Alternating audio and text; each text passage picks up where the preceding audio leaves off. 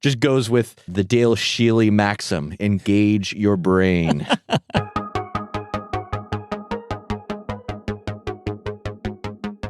Well, hello, everyone, and welcome to the Bible Geeks Weekly Podcast. This is episode 122. I'm Brian Shealy. I'm Ryan Joy. And thanks so much, everyone, for tuning in. We are in week 35 of our cross-training series here. Again, we're continuing our conversation about watchfulness. And on this episode, it's going to be a battle-centric episode talking about resisting the devil. The little boys in us are all going to be kind of jumping out on this one. Oh, for sure. I remember I had an aunt that did not like for her son to play with guns, and he would chew his peanut butter sandwich into the shape of a gun. Oh, man. That's like life finds a way, right? Yeah. I'm not trying to glorify violence here, but I've been envisioning myself as a warrior from the very youngest age, whether it was a police officer or carrying a sword or a soldier or, whatever. I mean, my favorite song was I'm in the Lord's Army. There's something about that just in good ways and bad ways brings out something in us, as I think most guys at least. But it's really helpful and has been since I was young to orient my thinking about spiritual things around this idea of warfare.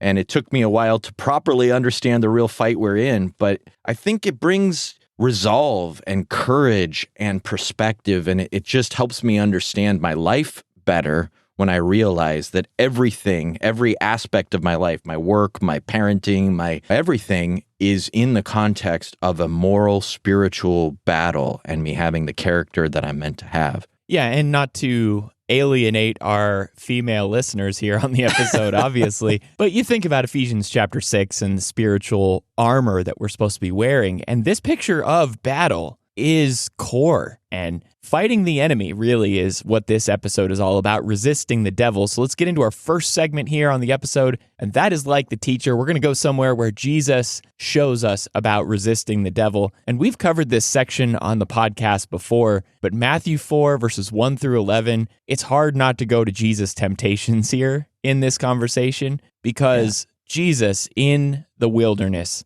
did 3 times at least resist the devil. And so what can we learn from his story here as he was led up by the Spirit in the wilderness to be tempted? And he was there for 40 days and 40 nights fasting in the wilderness, which I can't even imagine going without food for that long. And Satan comes to him and tempts him. The first temptation, he says, if you are the Son of God, command these stones to become loaves of bread. Obviously, as a hungry person there in the wilderness, that was tempting to Jesus. But his response, man shall not live by bread alone, but by every word that comes from the mouth of God. And the second temptation, the devil takes him to Jerusalem and puts him on the top of the temple and says, if you're the Son of God, throw yourself down. And Jesus responds, you shall not put the Lord your God to the test. And then the third time, the devil tempts him by taking him up to a tall mountain, showing him all of the nations of the earth, and saying, if you fall down and worship me, I'll give all of these nations to you. And Jesus says, you shall worship the Lord your God, and him only shall you serve. And before every response, Jesus prefaced everything that he was about to say with, it is written. And so the devil eventually leaves. Jesus is successful in standing up against the devil. And so I guess what do you learn here from this temptation that Jesus goes through in the wilderness? I think we see that Satan tries to give us enough rope to hang ourselves over and over again. I was looking at this account with Jesus and then also looking this week at the account in Genesis 3 of the serpent's conversation with Eve. And it's amazing how Satan tries to just cloud the mind. I was just with a couple brothers at a coffee shop recently. We got together to talk about our favorite movies. And I brought up a movie that they hadn't seen called Rope. Have you ever seen that? It's a Hitchcock movie. Yep. Oh, man. Such a weird movie. It's one of those continuous shots movies, that these college students have rationalized killing someone in this movie using the philosophy lessons they've learned from Jimmy Stewart, their professor. And it's really a portrait, a parable maybe, about how intellectual arrogance and twisted logic can justify anything we want to do. And just looking at those two accounts, the temptation with Jesus and the temptation of Eve, the conversations are really cunningly weaved by Satan. And Jesus shows how the devil can be outwitted. And Eve, on the other hand, shows how we can get sucked into his blurring of lines and the way that he misconstrues the truth and helps us, allows us to really get all pretzeled, tangled up, in our own thinking.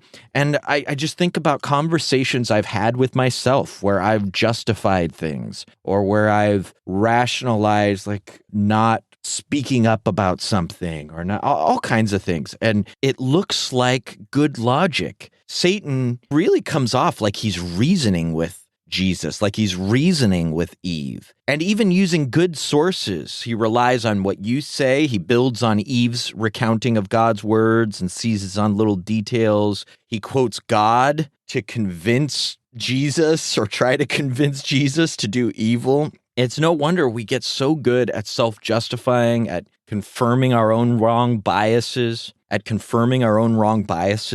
just at talking ourselves into the wrong things sometimes, or allowing ourselves to smooth over the discomfort we might have in our conscience when the master of line blurring is trying to mess with us all the time. And it's not to say, well, the devil made me do it and justify our self-justifying, but we need to recognize that we're weak on our own when we don't hold on to the Lord. And then we have someone who is tempting us, who is trying to lead us down that wrong path. And so it just illustrates the very cunning, crafty tactics that he uses, I think. He certainly is crafty. And so as I was thinking about this story, I was thinking about how Satan is really leading us to this temptation. But what is he doing? What is he appealing to? Is he appealing to my head or to my heart? And from here, obviously, we see Jesus in kind of a weakened physical state as he's been fasting for 40 days. And the very first temptation, at least, is an appeal to Jesus' physical needs and his cravings for food. Obviously, he's got to be hungry at this point. And so as Satan is trying to tempt him with turning stones into bread, the bread has to sound really good at this point. He's not necessarily trying to appeal to his logic or his reasoning sense, because clearly Jesus is able to deal with that, but he's really trying to latch on to Jesus' heart and his cravings, his emotions. Like, what do you really want, Jesus? And I think recently we talked in episode 119 about following our heart and how sometimes that's like this Disney ideal that our society wants to give to us. Like, just follow your heart. Do what makes you feel good. And that's what Satan seems like he's doing here to Jesus. I'm sure we've all just turned our brains off and followed our desires at times. Like, I've done that. I've just shut off my brain. I've stopped thinking about something, and whatever felt good or whatever seemed right to my emotional side. But I think rather than giving into those cravings, what we see Jesus doing here is thinking logically. He's actually reasoning with the devil, but he's going beyond what the devil's logic seems to indicate, and he's going back to truth. He's going back to what's actually real. And like Paul says in 1 Corinthians 10, verse 13, with the temptation, God will also provide the way of escape that you may be able to endure it. Jesus is looking for the way of escape. He's not being led by his emotions. He's not being led by his cravings. He's actively looking for the way of escape. He's looking for the truth that leads him out of this situation. And so I guess for me, it's just a reminder that, like, when my strong emotions get involved in something, that is more often than not the time where I'm going to be misled, distracted from actually looking at the way out or the truth of the situation. When I start feeling deeply about something, I need to pray about it. I need to study about it. And as my dad always used to say, I need to engage my brain. Get your brain involved, as Jesus was doing here. He's rationally, logically going back to the Word of God, back to Scripture, and saying, it is written. It's interesting, you talk about your heart and your brain, and you think about objective and subjective thinking. And I think a part of this, it's kind of interesting, is the importance of sound Bible interpretation and exegesis. Right. Because here we find Satan, the biblical interpreter. Satan, Right. Yeah.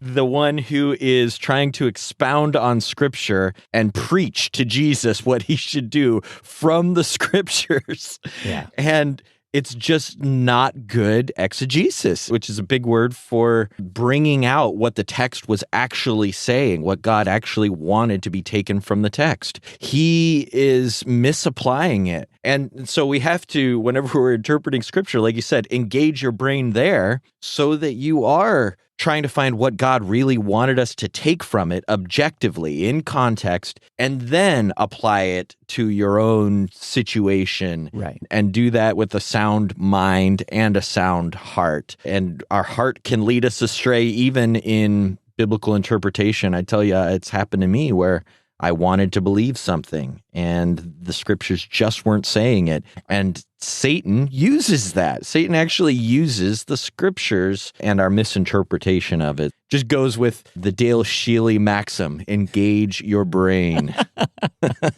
Oh, man. That's just burned into me now from hearing it so many times growing up.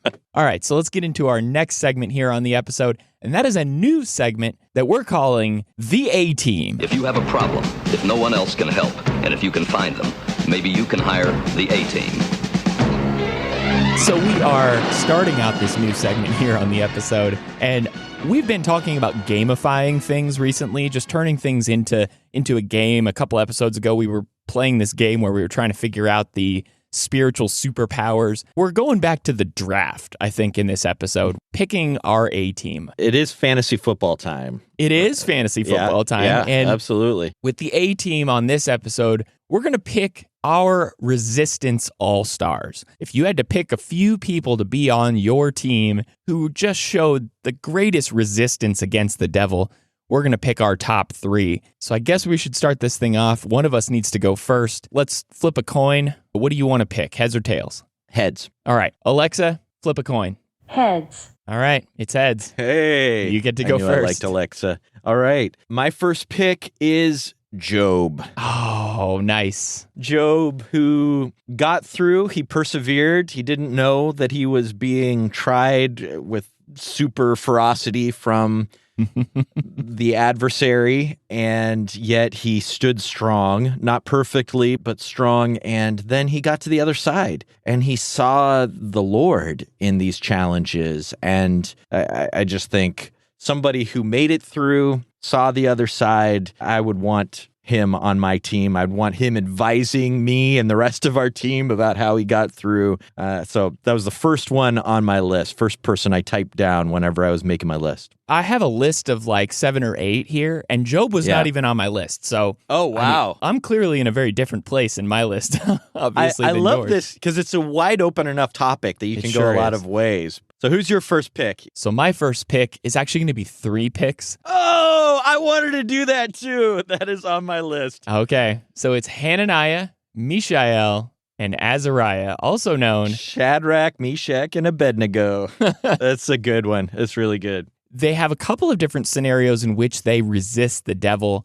And we see this really in Daniel chapter 1, where they are refusing the king's food. And so they decide, we're not going to eat the food that the king wants to offer us and defile ourselves in that way. And they stand up and they say, no, we're going to eat our own vegetables and our own food that God has told us to eat. And then obviously the most familiar one in chapter 3 of Daniel, as they are thrown into the fiery furnace for not bowing down to this altar that the king wanted them all to bow down to. We see just such a great example in these 3 young men. And I love how they're able to stand in the midst of just a totally different environment than they're used to. They're able to stand out as good examples for the Lord in everything that they do. I love it. Plus, you get 3 and 1. I mean, come on, strength in numbers. But yeah, that moment where they just are willing to do whatever it takes, knowing God might deliver us. Yeah. But even if he doesn't, it doesn't matter. I'm going to stand where I stand. And that is resistance against the devil. All right. So since you've already bent the rules just a little bit with 3 in 1, there's no rule against this. We just said, obviously, Jesus isn't allowed on anybody's team. We should have said that Jesus is clearly not allowed on anyone's team. He's on everybody's team, right? Exactly. Yeah, he's always present. But I am going to go with the Archangel Michael. Oh, okay. That's close. All right. I mean, it's not Jesus. We never said it had to be human.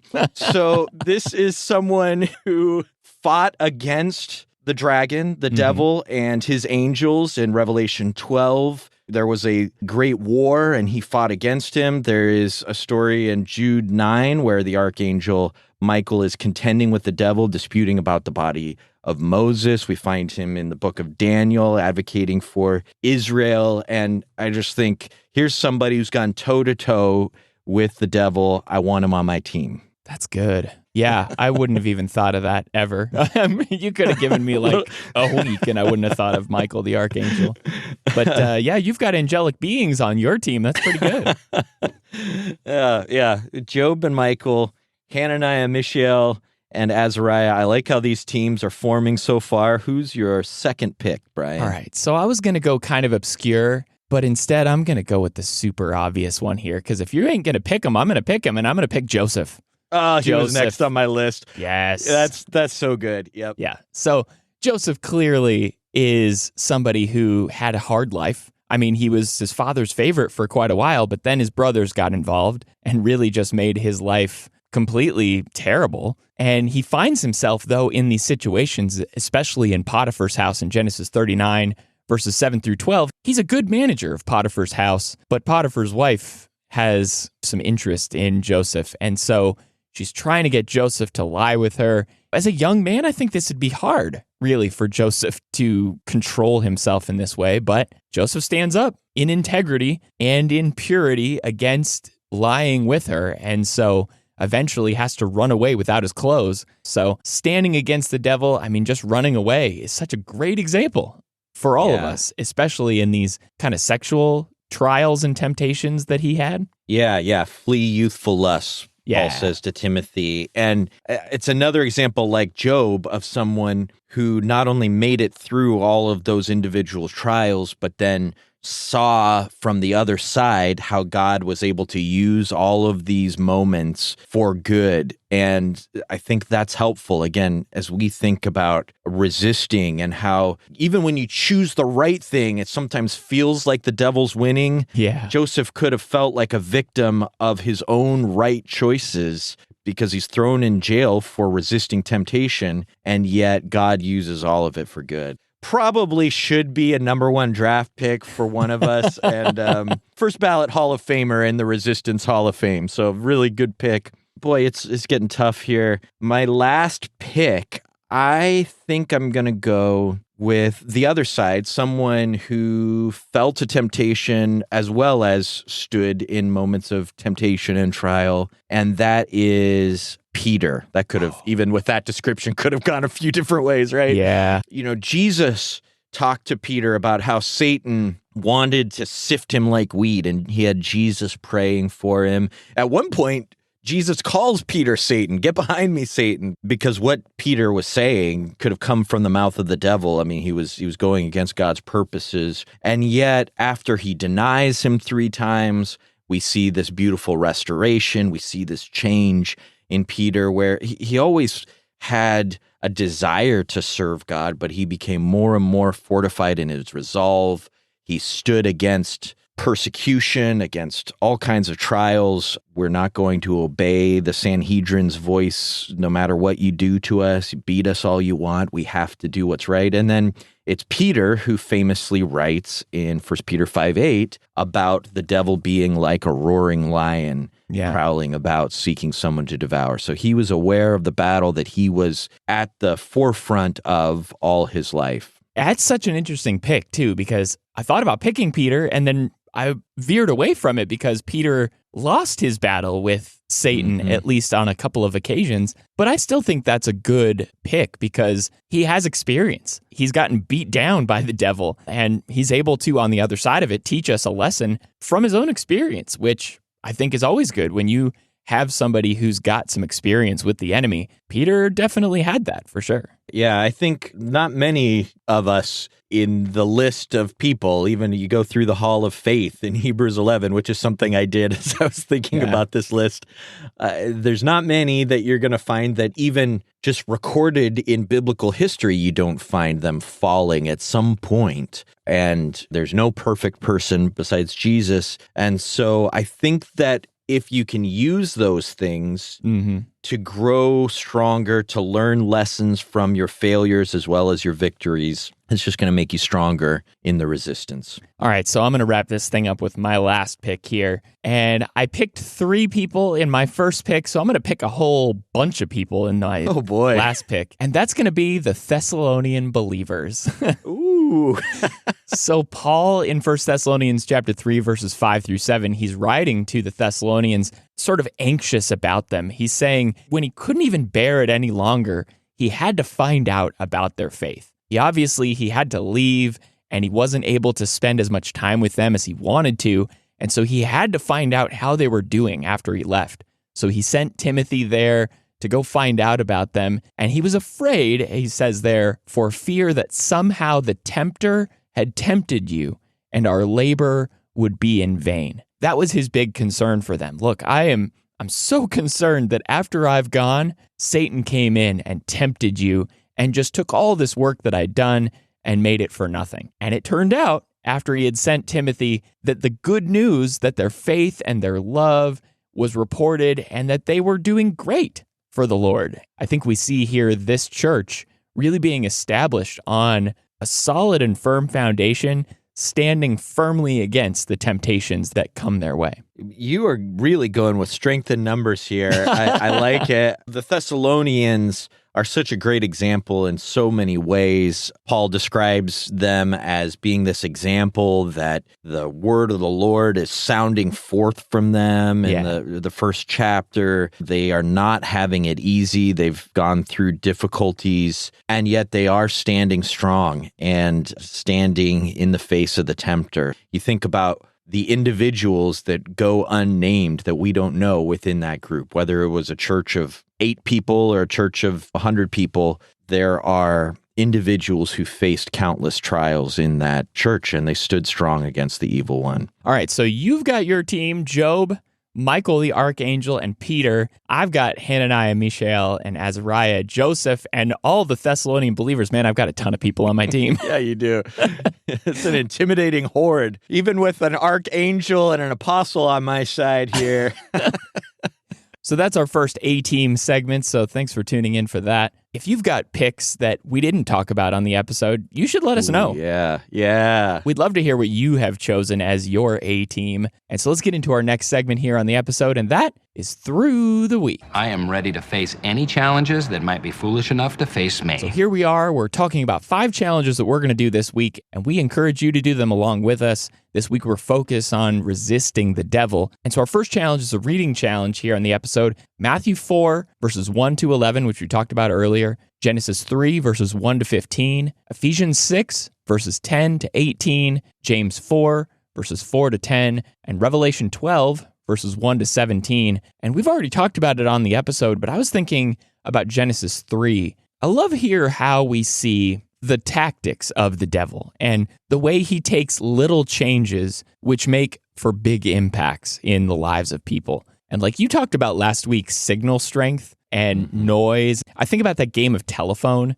when everybody sits around in a circle and, they start with a message and it passes from one person to the next person to the next person. And slowly it gets like morphed into something that it shouldn't be or it never was intended to be in the beginning. By the end of it, the message is totally changed and it's unintelligible. That's kind of what we see Satan doing here. He's not making some big, giant, grand attack against Eve. He's just changing one word. He's adding one word. He's just rationalizing or trying to appeal to her emotions just in a small way. And so we see the destructive impact, though, of even such a small change, saying you will not surely die. I mean, that may not seem like a huge deal to us, but it is absolutely critical in changing Eve's decisions to follow the Lord God or not. And as Jesus described in John 8, verse 44, he does not stand in the truth, speaking of Satan, because there is no truth in him. When he lies, he speaks out of his own character, for he is a liar and the father of lies. You said he was the father of line blurring. He is the father of lies as well. Yeah. And just being on the lookout for what is true. How do I define truth? How does God define truth? How these little changes can lead me to the opposite conclusion than what God actually wants me to do. One of the things I noticed him doing with Eve is he asks her to recount what God says, and you can see that she's already playing a little fast and loose with the details. Here's kind of what he said, and he just jumps in and he messes with it, and there is a way in which you can see maybe some kind of a twisted kind of truth in some of what he says, and the father of lies wants to twist everything, including God's truth, or the spiritual truth that God shows us and helps us to see. But all of these things need to be anchored in clear lines, not blurred lines, and in clear truth. And going with that, the reflect challenge is asking ourselves, how has Satan tried to attack me lately? And you don't have to share that with other people, but I'm going to share with you guys how Satan has been attacking me lately. I think when I've had a spare moment, instead of pausing and taking time, making time to think through things, to pray through things, to really reflect on things that need to be considered or to talk about things, I have allowed myself at times to numb with distraction, spiritual, emotional, relational issues. For me, it's not, some people maybe numb with drugs or with alcohol or with things like that. For me, I can just as easily numb by listening to a podcast.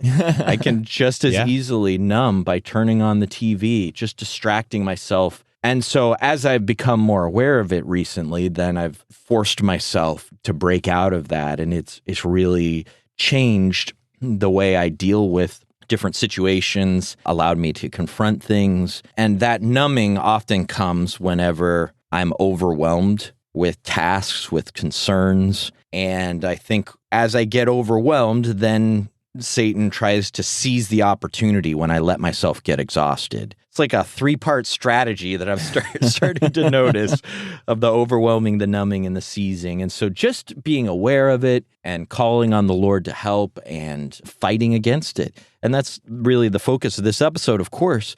But it's such an obvious but critical part of it is you can pray about it, you can know about it, but then you have to fight against these things and just take your stand and keep pushing and persevering like those resistance all-stars we talked about.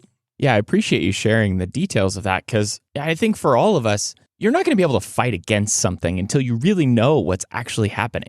For us to really kind of step back and get some perspective and see what Satan is doing, then we can really take action against it and resist the devil in those moments. And I guess that leads into our request challenge, which is to pray to the Lord this week, Lord, may I stand in the strength of your might today. And that's based on Ephesians 6, verse 10. It's just a reminder that I'm only so strong. And I think about strength, I don't know why, but I immediately think about how I'm the designated jar opener in my house.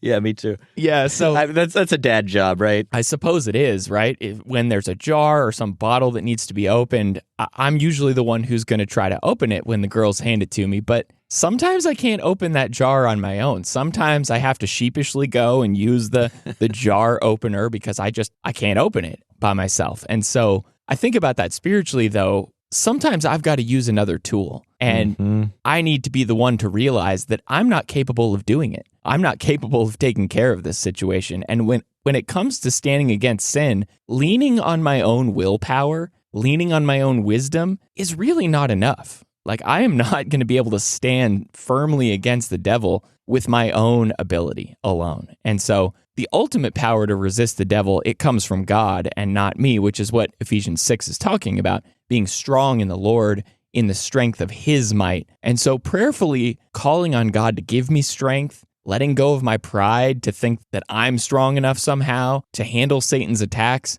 I think that's going to be a good mental reset for me through the week. You feel like this is my job. Like I said, this is a dad job, and I Right. need to come in on the white horse as the knight who can, with my bare strength, dad strength, open this thing. And then, like, you're banging it on the ground. It's still not, you're trying to get that loosening corner. It's still not working. All right, I'm going to get out that jar opener that any one of us could have used and use that.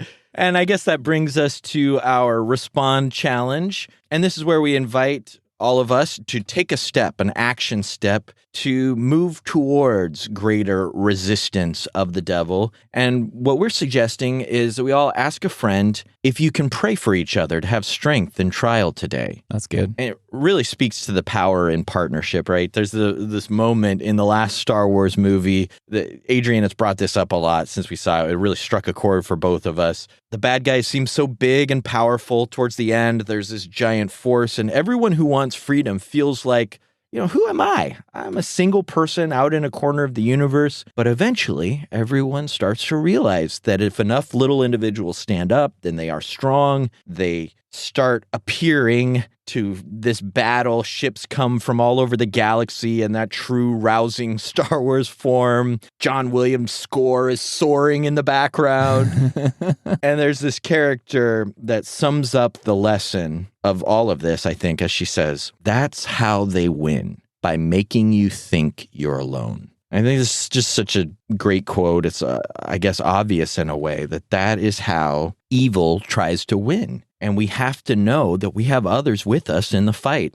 Peter, in his first epistle, in that verse I mentioned earlier about describing Satan as a roaring lion, the verse right after that, he says, you got to remember, you're in it with a bunch of other people who are going through the same experience as you are. And of course, James says to confess to each other and to pray for each other. And even if your friend doesn't know any details of your struggle, you can let them know you're in a struggle and you can ask for prayers and support. And it really does make a difference. So I love this challenge. I love that it's mutual. It's not just, hey, can you do this for me? It's, can we do this for each other? Because we all need it. And that mutuality, that one another aspect of the church is a core part of how we stand together against the devil. It makes me think about warriors versus soldiers. I don't know if you've ever thought about the difference between warriors and soldiers. A warrior is usually the one who goes out there alone, and he's like the one guy. I kind of think of him as like Samson, But then you have like the soldiers who, they're part of a whole army. They're out there along, arm in arm, side by side with their other fighters. And you just are not going to be strong enough alone as a warrior. But as a soldier, part of a larger army, I think you really do find more strength. And I think that's what you're saying here, is that we have this strength in numbers. And I guess that kind of leads to this last question, this reach out challenge, which is a conversation that you can have with somebody else, leaning on each other for strength and support, asking this question, what has helped you overcome temptation? And so what's helped you overcome temptation? I mean, I guess I've already kind of alluded to getting real. Yeah. Most temptations for me don't come out of the blue like, wow, I never thought I could have had difficulty with that. Where did that, These are things that I've been tempted by, or difficulties, places I've slipped, or things I've not done. Sometimes it's laziness, lust, impatience, irritability, anger, saying the wrong thing. The things that show up are things that I was a 19-year-old having difficulty with, and as a 40-something person, I still have those challenges. So I think having real conversations with others and with God, which forced me to be real with myself, is just this critical part of it. And when I feel exposed, and I don't numb, and I don't run and hide, and I don't justify, I think I put myself in a situation to properly wrestle with change before God, seeking God's help. And it leads me to, like you said, change the situations, but also to have new clarity, new resolve, new faith, and to have new ownership and accountability. So I think honesty and accountability and being open with myself, with others, and with the Lord. I think as you really start to think about the devil being the father of lies, what is going to be the biggest weapon we have against those lies is the truth. And I think what you're really saying is just this self-truth, this getting real with myself, is something we always need to be wrestling with, because it is so easy for us to cloud our mind and blur the lines and convince ourselves of things. And when we are in that raw and vulnerable state, I think we've got a much better chance of addressing things truthfully and accurately rather than just glossing over it and ignoring it. Yeah. So as you think about this question and your temptations, what has helped you to overcome? I mean, I think for me, it's kind of getting to the source or hitting Satan's temptations where they start, kind of like the breeding ground of temptation for me. We've had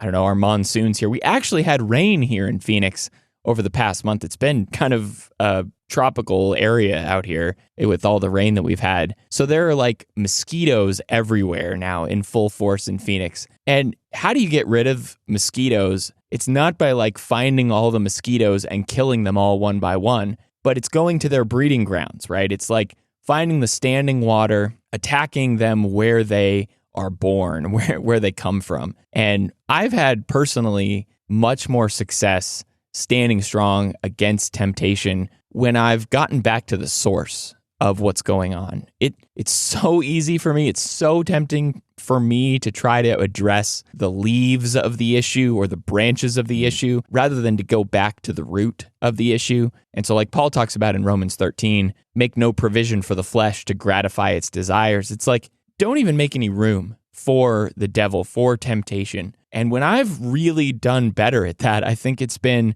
because I've gone back to the source. I've gone back to trying to figure out where do these things start. And so removing the standing water from my life has been super helpful, stopping myself during a particularly negative thought that I'm able to interrogate why I'm thinking that, why I'm in that thought process. And then to replace that thought process has been helpful, filling my time with good things when I could otherwise be idle. I think idleness is a huge problem, and just making sure that I'm staying busy, doing things that are productive. There are all kinds of things that at the root of it, if I get to the root of it, it's a lot easier to deal with what's going on. But when I'm getting attacked on every side by all the mosquitoes, it feels just an impossible task to deal with that. It's another just awesome illustration. You're throwing out gold here, man. We've been getting eaten alive by mosquitoes lately. And just now every time I itch at my ankle and the huge bite I have there, it's going to remind me to deal with the standing water in my life. What a great illustration. You have to get rid of the breeding ground, because you can only spray so much mosquito spray on you. You can't, every time you go out, they're everywhere. Yeah. And so the way to address it is to get rid of as many of those places in your life, in your yard, so to speak, where sin has the opportunity to grow. Yeah. All right. So that's been a whole conversation here on the episode about resisting the devil. Obviously, we've been talking about watchfulness. So how are we going to wrap up this conversation of watchfulness on the next episode? Yeah, the last piece of this discussion is about wisdom, about living skillfully, dealing with people and situations in our life in an understanding way, watchful and aware of exactly what's going on, keeping our eyes open and choosing well, making good decisions. So excited about that big, important subject and putting that together into some kind of a 40-minute episode. We'll see if we can make that happen. No promises. All right, everyone. Thanks so much for tuning into the Bible Geeks podcast. You can find us on our website at BibleGeeks.fm. You can find show notes for this episode in your podcast player of choice or at BibleGeeks.fm/122. You can also follow along with this cross-training series there on our website as well. And if you want to shoot us a message and ask us anything you want to hear about on an upcoming episode, we'd love to get in touch with you. There's a contact form there on our website as well. And until next week, everyone, may the Lord bless you and keep you. Shalom.